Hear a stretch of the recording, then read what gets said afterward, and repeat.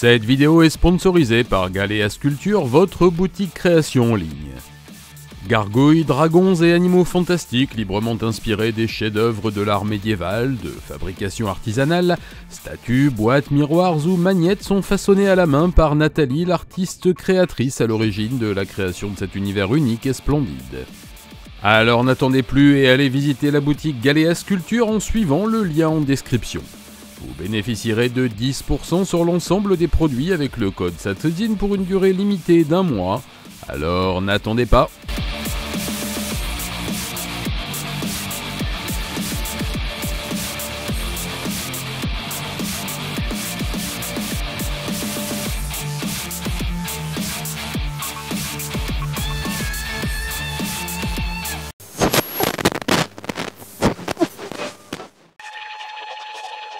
こんにちは。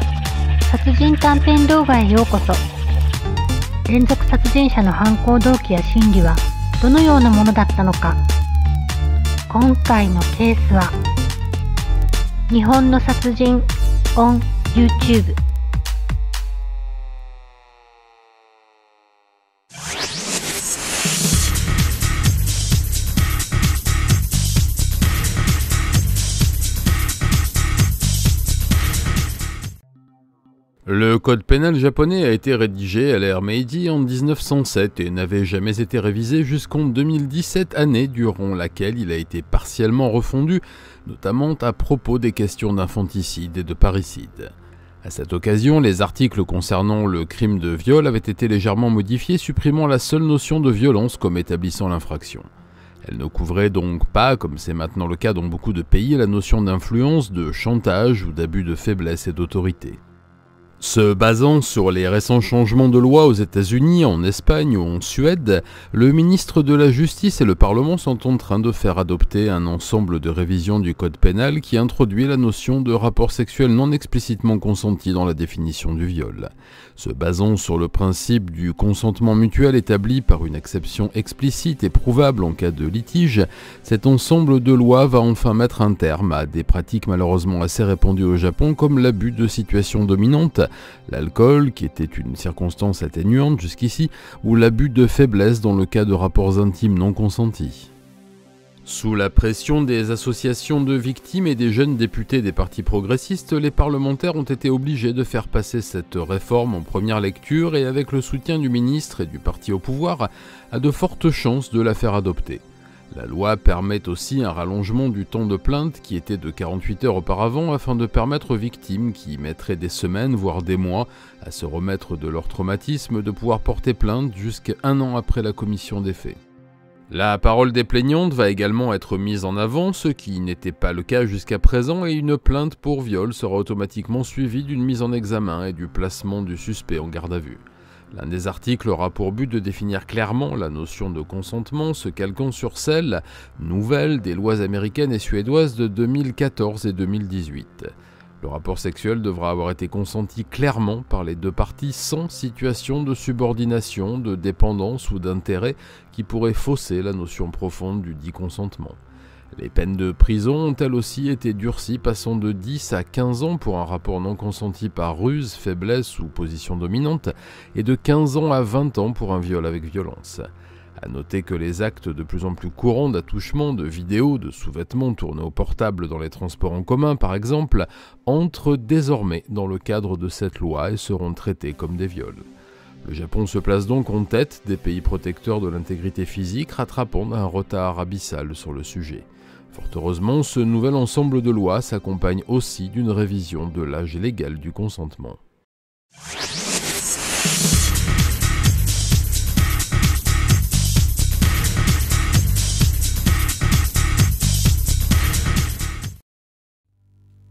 Je vous en parle assez souvent dans Petit Satsudin, les crimes sexuels sur mineurs constituent une part importante de la criminalité japonaise et ne sont pas souvent punis comme ils le devraient. En cause, le code pénal Meiji qui place à 13 ans l'âge du consentement. C'est fort heureusement bientôt la fin de cette aberration.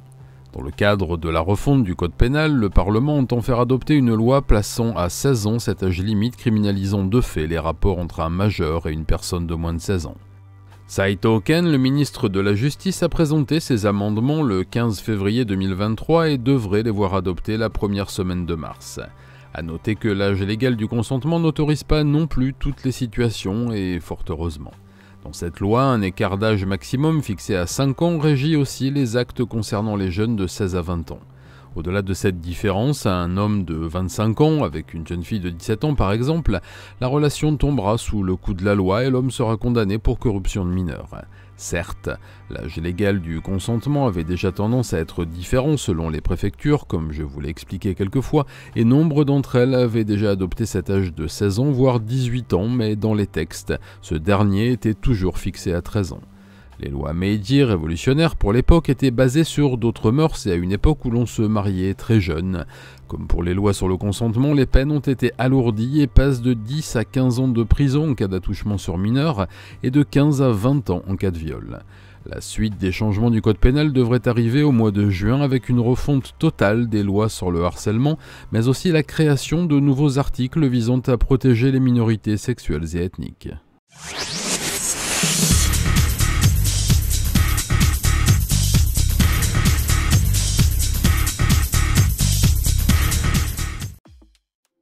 S'il en est un qui va pouvoir essuyer les plâtres de ces nouvelles lois, c'est bien M. Akita Noritaka, 82 ans, et arrêté par la police métropolitaine de Tokyo pour le viol d'une femme de 30 ans. La victime, fille d'une amie de l'agresseur, venait fréquemment lui rendre visite pour parler des problèmes de sa mère et tenir compagnie au vieil homme qui vivait seul. Le 22 novembre 2022, il avait invité à manger, comme il le faisait souvent, et avait mélangé des somnifères à la soupe miso qu'il lui avait servie. La jeune femme s'était alors endormie soudainement et s'était réveillée le lendemain matin, groggy, ses vêtements mal remis sur elle et avec des douleurs génitales. Elle n'en avait parlé à personne et avait gardé cela pour elle, faisant juste allusion à un événement traumatique, source de son récent mal-être. C'est une amie qui, après avoir réussi à connaître l'origine de la dépression de la victime, lui avait conseillé d'aller porter plainte contre son agresseur. Placé en garde à vue, l'homme a expliqué s'être trompé de bol et lui avoir donné celui qu'il devait boire et contenant ses médicaments. Il admet l'avoir déshabillée, mais uniquement pour la coucher et pour qu'elle soit plus à l'aise, mais nie tout acte délictueux envers elle. Mis en examen pour viol, l'octogénaire a été placé en détention provisoire et risque 15 ans de prison. Affaire à suivre.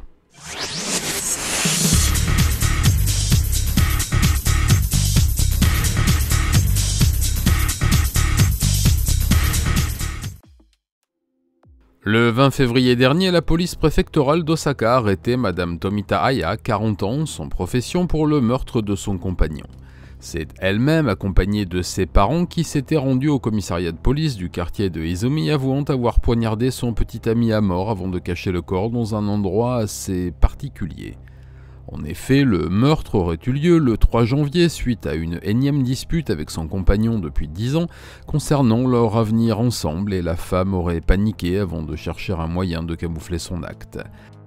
Le jardin de leur maison étant à la vue de tous, elle renonça à l'y enterrer et partit acheter un grand congélateur qu'elle installa dans le sous-sol de leur habitation avant d'y mettre le corps de son petit ami enveloppé dans une couverture. C'est lors d'un dîner chez ses parents, qui s'inquiétaient de ne plus voir l'homme, qu'elle avoua son geste, parents qui la poussèrent à aller se livrer à la police avant qu'une enquête ne soit ouverte. Mise en examen pour meurtre et dissimulation de cadavre, Tomita a expliqué que les infidélités de son compagnon l'avaient poussée à bout et que son désir de mariage, pas vraiment partagé par monsieur, la désespérait. Elle dit ne pas avoir voulu le tuer, mais juste le blesser pour lui faire prendre conscience de la situation. Elle risque 20 ans de prison. Affaire à suivre.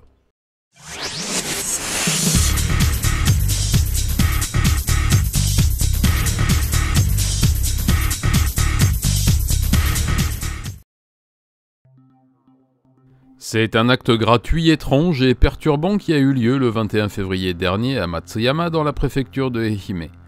En effet, ce jour-là, un jeune homme de 21 ans, Nakagawa Akinari, sans emploi, entrait dans une laverie automatique de son quartier, un couteau à la main et poignardait à mort une femme de 71 ans qui se trouvait là.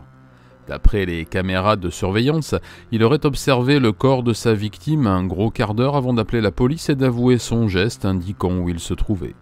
Lorsque la police et les secours sont arrivés sur place, l'homme était assis et attendait les forces de l'ordre. La victime, Madame Nakagawa Chioko, frappée de 17 coups de couteau de cuisine à la poitrine et au cou, a été déclarée morte sur place. Bien que portant le même nom de famille, très répandu dans cette région, le meurtrier et la victime n'avaient aucun lien de parenté. Placé en garde à vue, le jeune criminel a déclaré simplement avoir voulu tuer quelqu'un au hasard, sans vraiment de raison, juste pour connaître cette sensation. Confié à un expert psychiatrique, il semblerait que l'homme souffre de graves troubles de la personnalité jamais diagnostiqués auparavant. Entendu par les enquêteurs, ses parents, chez qui il vivait, ont déclaré que leur fils avait toujours été perturbé et même violent envers eux, mais qu'en le gardant à la maison et en le choyant, ils espéraient le faire changer. Mis en examen pour meurtre, il risque 20 ans de prison s'il est reconnu responsable de ses actes. Affaire à suivre.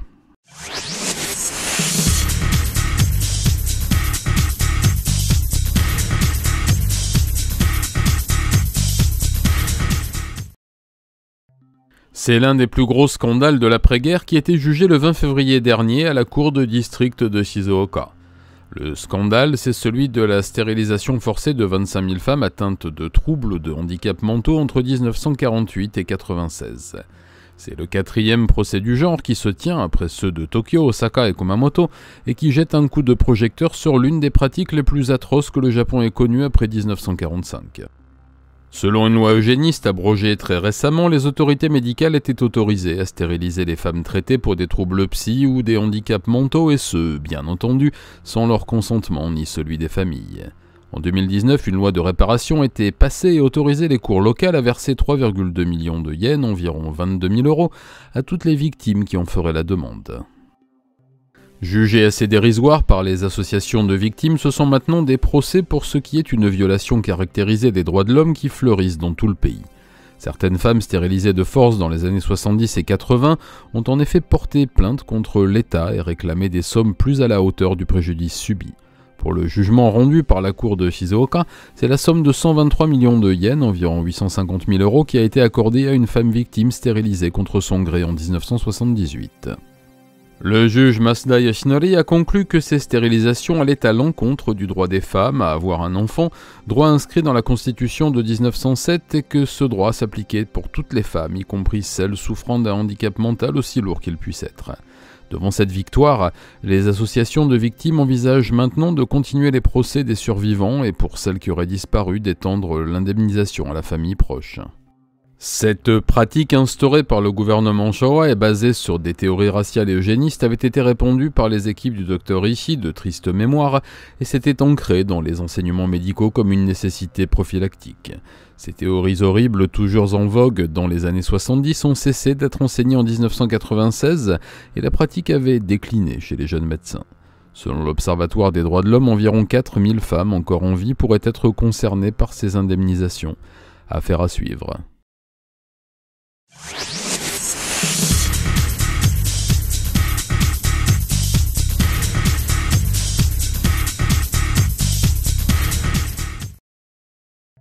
Monsieur Shibuya Hirohito, 74 ans, chef d'entreprise, est ce que l'on peut appeler un homme particulier.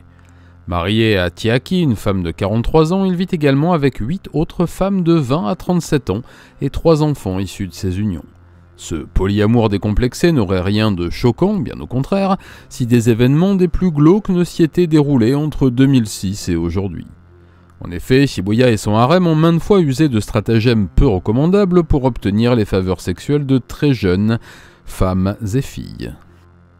Déjà condamné en 2006 pour rapport non consenti par manipulation mentale à 5 mois de sursis, le septuagénaire est aujourd'hui dans la tourmente pour une nouvelle affaire. Chiaki, sa femme légitime, recrutait de potentielles victimes sur les réseaux sociaux lorsqu'elle a commencé à discuter avec une lycéenne de 15 ans très portée sur l'ésotérisme, les extraterrestres et la voyance, sujet dont raffole aussi la drôle de famille. Au fur et à mesure des conversations, Shibuya lui parla de preuves sur la vie extraterrestre qu'il aurait en sa possession et d'un célèbre voyant qui serait son ami et tout prêt à lui lire l'avenir. Rassurée par la présence d'une femme, la jeune victime s'était alors rendue à plusieurs reprises dans la luxueuse maison du quartier de Higashi Yamato à l'ouest de Tokyo. Là, l'homme et ses compagnes avaient montré des photos et des vidéos d'aliens prétendument prises par leurs soins lors des visites des Martiens sur Terre. Se prétendant en relation privilégiée avec eux, il lui proposa de devenir sa maîtresse pour être protégé des enlèvements extraterrestres hostiles et ne rencontrer que les races amies. En parallèle, la voyante, elle aussi maîtresse de Shibuya, tirait les cartes à la jeune victime et lui prédisait le pire si elle n'acceptait pas les avances du septuagénaire. Prise dans un engrenage de manipulation mentale, la jeune fille accepta pendant quelques semaines. Fort heureusement, elle en parla à une amie qui lui conseilla fortement d'en parler à ses parents puis à la police, lui faisant prendre conscience de l'absolue anormalité de la situation. La police métropolitaine de Tokyo a arrêté les époux Shibuya et leurs compagnes pour corruption de mineurs, viol et abus de confiance. Mis en examen, ils risquent jusqu'à 15 ans de prison. Affaire à suivre.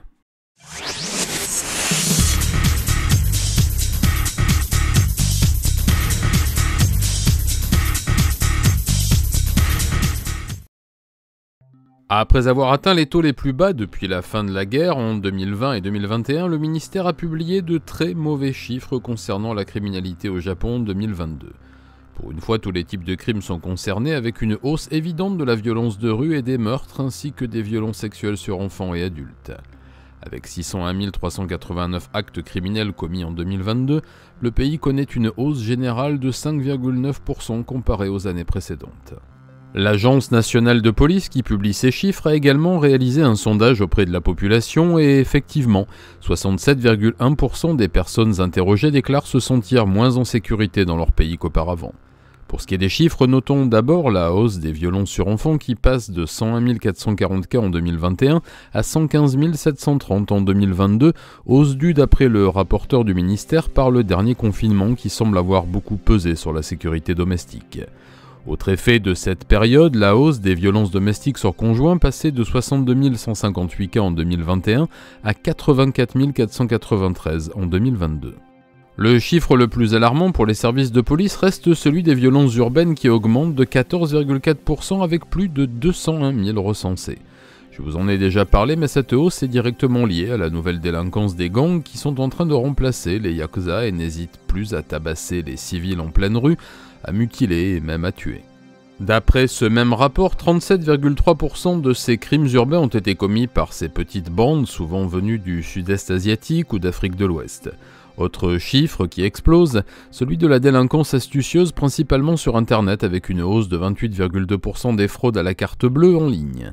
Les cambriolages aussi sont en hausse avec 1148 cas recensés en 2023 contre 1033 l'année précédente.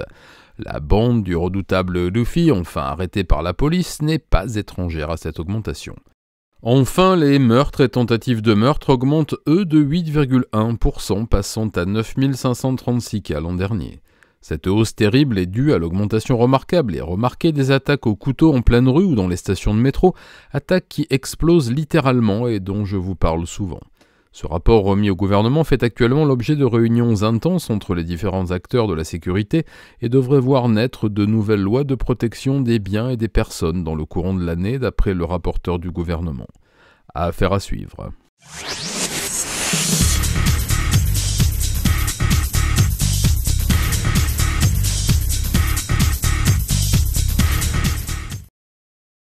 Le 29 novembre 2022, le sociologue et professeur Miyadai Shinji était victime d'une attaque au couteau alors qu'il sortait de ses cours à l'université métropolitaine de Tokyo, campus de Hachioji. Blessé au cou et aux épaules, il sera hospitalisé quelques jours, mais fort heureusement, son pronostic vital n'était pas engagé. L'auteur des faits avait pu prendre la fuite et faisait depuis l'objet d'un avis de recherche de la part des autorités. La police, en analysant les caméras de surveillance, avait pu retrouver une bouteille en plastique que le suspect avait jetée à moins de 3 km de la scène de l'attaque et avait pu en extraire un ADN qui ne les avait menés à rien puisque l'homme ne figurait pas dans les bases de données. La description de l'assaillant, assez vague, n'avait pas non plus permis de faire avancer l'enquête. Mais le 16 décembre, l'affaire avait connu un rebondissement inattendu lorsqu'une femme qui venait de découvrir le corps de son fils dans la chambre qu'il occupait à son domicile et au bout d'une corde, avait informé la police d'une lettre d'adieu troublante qu'il avait rédigée avant la fin.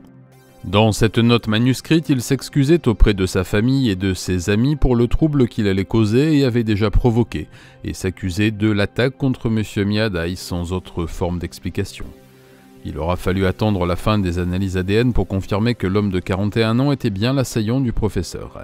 Interrogé, l'universitaire a affirmé n'avoir aucune idée de qui pouvait bien être celui qui l'avait agressé et ne l'avoir jamais vu auparavant.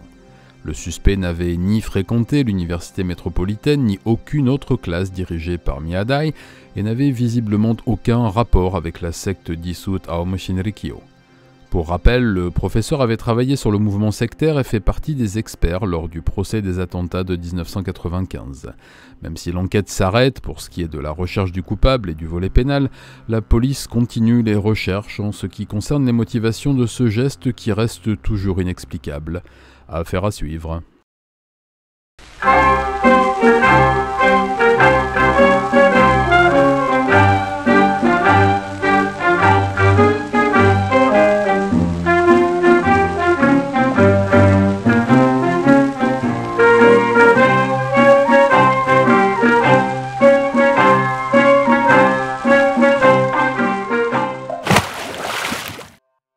S'il est une chose qui différencie le vieux con de son homologue jeune, c'est son appétence pour la nostalgie, rarement justifiée, sauf si l'on parle de musique bien évidemment.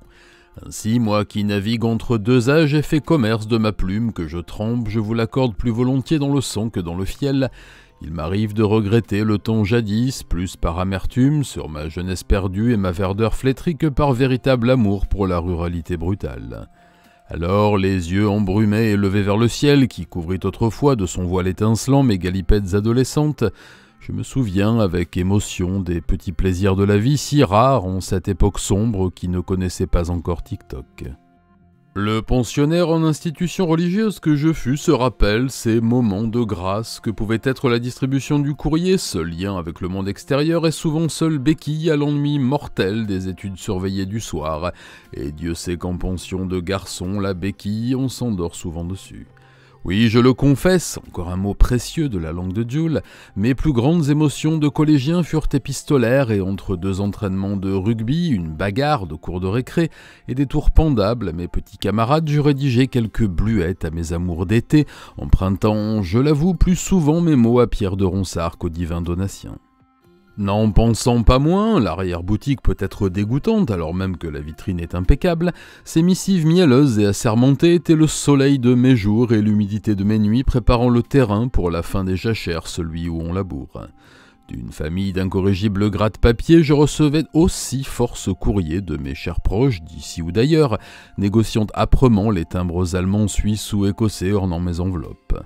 Si la lecture vous rapproche du monde et de l'humanité, toujours pas le journal, et vous permet ainsi de vous en détacher pour mieux l'appréhender et la relativiser, l'écriture est, elle, un exercice périlleux qui vous pompe un peu plus votre énergie à chaque tentative, vous rapprochant un peu plus de l'issue fatale.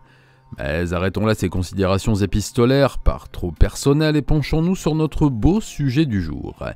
Sortez les mains de vos poches, on ne parlera pas de pistolero du sifflet aujourd'hui, mais d'une histoire de solitude et de misère humaine et affective. Rien de mieux pour se remonter le moral et relativiser ses malheurs. Direction Nishinomiya, dans la préfecture de Hyogo, charmante bourgade dans laquelle réside M. Uenoda Jiro, manutentionnaire dans une société de logistique et poissard invertébré. Il a dit invertébré. Oui, un peu de poilade avant le tragique, ça détend. Uenoda est ce que l'on peut appeler un cumulard du malheur, même s'il ne s'en plaint pas et courbe l'échine au labeur factotum anonyme et silencieux. Orphelin de père tombé au champ d'honneur de l'engraissement boursier d'une société de véhicules à moteur, il grandira avec sa mère, soldat du rang de l'armée des ombres qui, chaque matin, à l'heure où les noctambules regagnent leur pénate, partent nettoyer les formicas des cabinets comptables et vider les corbeilles. Enfant timide, rondouillard et malhabile, il traversera l'enfance en candidat libre, n'en retirant que les courts bonheurs d'être aimé par sa mère. Court car la pauvre femme, accablée par le chagrin de ce mari perdu et une bonne dose de facteurs génétiques, mourra à 40 ans, laissant derrière elle un garçon de 15 ans résigné au malheur qui partira vivre chez sa grand-mère à Nishinomiya. À 18 ans, il quittera la scolarité sans même lui faire un petit bisou d'adieu et partira trimer pour un cousin transporteur qui l'exploita généreusement, comptant sur la bonne mamie pour calmer toute envie de tirer au flanc et toute velléité syndicale. Empêché de fréquenter par une aïeule possessive, Uenoda rentrera chaque soir après le labeur, dînant et regardant la télévision avec mamie, sacrifiant sa jeunesse et les folies qu'elle autorise sur l'autel de la dévotion filiale.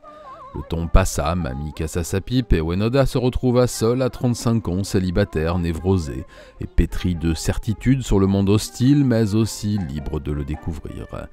Il n'en fit rien. Alors, solitaire, sans même un chat pour accompagner sa morne carcasse, il s'enfonça dans la boue tiède de la misanthropie forcée, écarté de fait de la communauté humaine par une méconnaissance totale de ses us. Pourtant, Uenoda en rêvait sans trop l'avouer de ses relations humaines. Il n'avait jamais connu l'amour, même tarifé, n'avait pas de copains de bistrot, buvant seul devant l'antique télé de mamie et les années passant ne reçut même plus de Nangajo, ces cartes de vœux de nouvel an que les Japonais s'envoient en masse. À 38 ans, il n'était plus qu'une pauvre petite créature, son employeur l'ayant relégué à ces tâches que l'on vous confie pour vous montrer la sortie, et ses seules interactions sociales, il les devait aux caissières du supermarché qui lui annonçaient le prix de son panier et lui demandaient s'il préférait payer en espèces ou par carte. En janvier 2022, flânant dans les rues de sa cité dortoir, il avait vu le visage illuminé des familles recevant les bons vœux de leurs proches. Il avait même tendu l'oreille et écouté les mamans les lire à leurs enfants. Audacieux, il en avait ramassé une, tombée au sol près de son perron et l'avait relue des jours durant, faisant sien les bons vœux et les mots bienveillants. Comme cela devait être bon d'avoir quelque part quelqu'un qui vous aime. L'année fut aussi blême que les précédentes et lorsqu'elle s'acheva, Uenoda regarda cette carte trouvée punaisée sur son mur. Alors, assoiffé d'amour et de bons sentiments, il se glissa dans la nuit, celle qui sépare les années, et sans penser aux conséquences, plongea sa main dans la boîte de l'un de ses voisins. Il en ressortit un paquet de cartes de vœux, le glissa sous son giron et rentra promptement chez lui.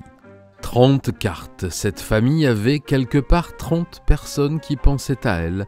Il les lut plusieurs fois chacune et sentant une espèce de chaleur l'envahir, repartit à la chasse. Il reposa les cartes empruntées dans la boîte, puis fit de même avec la suivante et ainsi de suite, jusqu'à avoir lu un bon millier de missives. Lorsque le jour se leva et que les honnêtes gens sortirent chercher le courrier posté toute la nuit par les grognards de la Japan Post, Uenoda était rentré chez lui, avait lu puis reposé les cartes, enfin, pas toutes.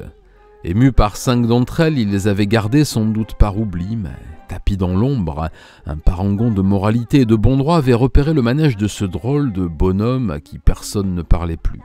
Alors, comme le ferait tout bon citoyen, il appela les archers du roi qui vinrent cueillir le cœur solitaire en son donjon d'amertume. Piteux, il avoua son forfait et rendit les cartons, se confondant en excuses. Quoi qu'il en soit, les familles du voisinage portèrent plainte contre lui pour vol de courrier et effraction et le malheureux passa 2 nuits en garde à vue pour étancher la soif de sang des bonnes gens. Uenoda passera au tribunal de district de Nishinomiya et risque une forte amende, voire du sursis, mais peu importe. L'espace de quelques jours, il a été le centre d'intérêt et les gens se sont souvenus qu'il existait. Moralité, non. Citation de Strindberg cette fois. Au fond, c'est ça, la solitude, s'envelopper dans le cocon de son âme, se faire chrysalide et attendre la métamorphose, car elle arrive toujours. Bon, ne me remerciez pas pour la bonne ambiance, ça me fait plaisir. Tant qu'à faire que d'être déprimé, autant le partager. Voilà, bon, je vais prendre mes médicaments, moi. Chérie! Ah non, c'est vrai. Les enfants! Ah non, non plus, non. Bon, ben, j'y vais.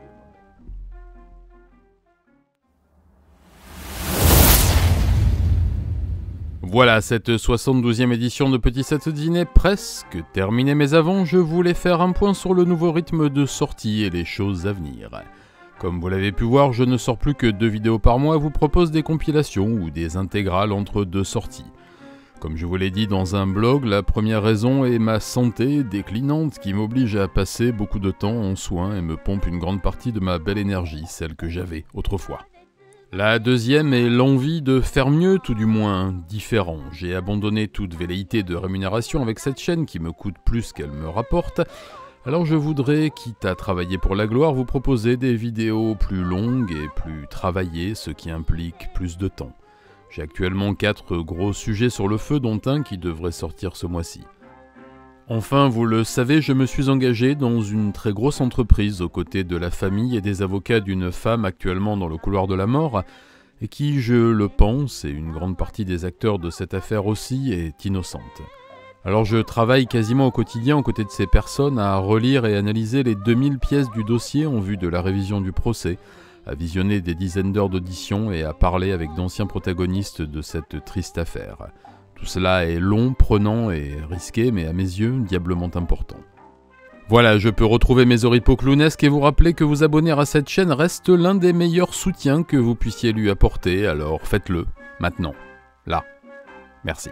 Si vous voulez soutenir la chaîne, et je vous assure que j'en ai un besoin de plus en plus vital, vous pouvez le faire par différents moyens.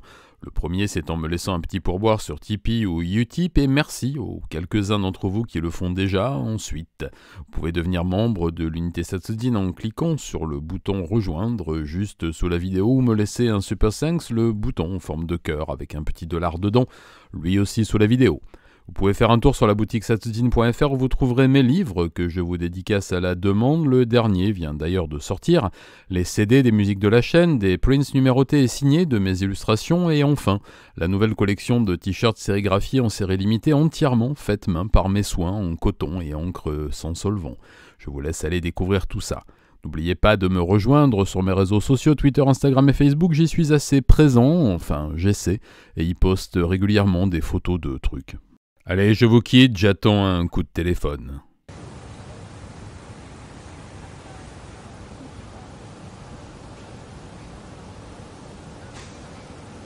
Matane.